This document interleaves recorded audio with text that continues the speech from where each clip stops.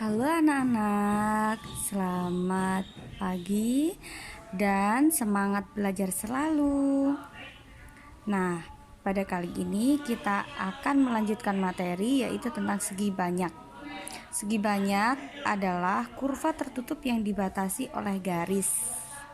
Sebelum itu, mari kita mengenal mengenai kurva maupun garis.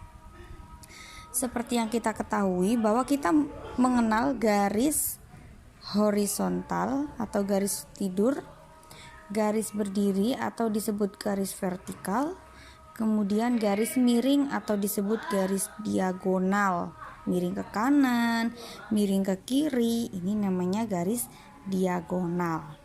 Nah, apabila garis-garis ini kita hubungkan, misalnya garis tegak, garis diagonal, garis tegak vertikal, nah ini akan membentuk suatu kurva.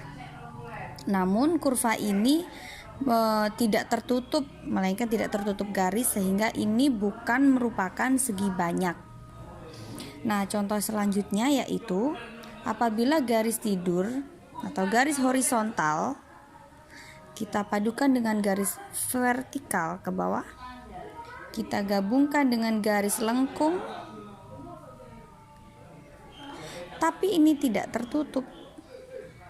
Nah, ini bukan merupakan segi banyak, ya. Jadi penggabungan garis yang seperti ini, ataupun kita buat lagi bentuk yang seperti ini. Nah, bentuk seperti ini juga tidak tertutup oleh garis, sehingga kurvanya terbuka. Ini merupakan bukan segi banyak. Nah, yang ini juga sama, bukan segi banyak. Semua garis yang tidak tertutup merupakan bukan segi banyak. Nah, sekarang kita akan mengenal berbagai macam jenis segi banyak.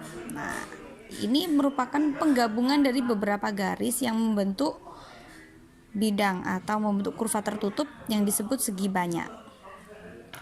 Sudah mengenalkan, sudah paham mengenai segi banyak dan bukan segi banyak. Saya ulangi lagi. Penggabungan garis yang tidak tertutup atau membentuk kurva terbuka ini disebut bukan segi banyak. Sedangkan yang tertutup dan membentuk suatu bidang tertentu seperti segitiga ini, seperti trapesium ini, seperti tanda panah ini, seperti jajar genjang ini, seperti segi 6 ini, segi 5 ini. Nah, ini merupakan segi banyak. Nah, segi banyak ada dua jenis. Yang pertama adalah segi banyak beraturan, yang mana ciri-cirinya adalah memiliki sisi yang sama panjang dan sudut yang sama besar di setiap bidangnya. Contohnya adalah segi 6, segi 5, segi 8, bujur sangkar atau persegi, dan segitiga sama sisi. Seperti yang bisa kita amati sekarang ini, segitiga sama sisi memiliki sisi yang sama panjang di ketiganya. Kemudian sudutnya juga sama besar. Nah, bujur sangkar atau persegi juga seperti itu. Dia memiliki 4 sisi yang sama panjang dan sudut yang sama besar. Nah, sedangkan untuk segi banyak yang tidak beraturan memiliki ciri sisinya tidak sama panjang dan sudutnya juga tidak sama besar. Kita lihat satu contoh di persegi panjang ini. Sisi ini sama dengan sisi yang sebelah sini. Ini namanya sisi pendek. Sedangkan di sebelah sini ini adalah sisi panjang. Jadi persegi panjang memiliki satu pasang sisi sama panjang dan satu pasang sisi yang lebih pendek. Kita lihat juga trapesium. Trapesium memiliki satu pasang sisi sejajar, yang atas dengan yang bawah, namun yang atas dengan yang bawah berbeda.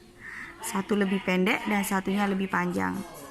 Sudutnya juga begitu. Di sudut ini tidak sama besar. Sudut yang atas lebih besar, sedangkan sudut yang ada di kakinya lebih kecil. Nah, itulah mengapa sebabnya segi ini dinamakan segi banyak tidak beraturan. Sangat mudah kan cara membedakannya? Nah, anak-anak, setelah mendapatkan penjelasan tadi, kamu coba gambar segi banyak dan yang bukan segi banyak pada kolom 1 dan 2 yang atas itu. Terus kamu tulis definisi atau pengertian dari segi banyak adalah titik dan tulis juga di kolom terakhir ciri-ciri segi banyak dan yang bukan segi banyak. Selamat mengerjakan.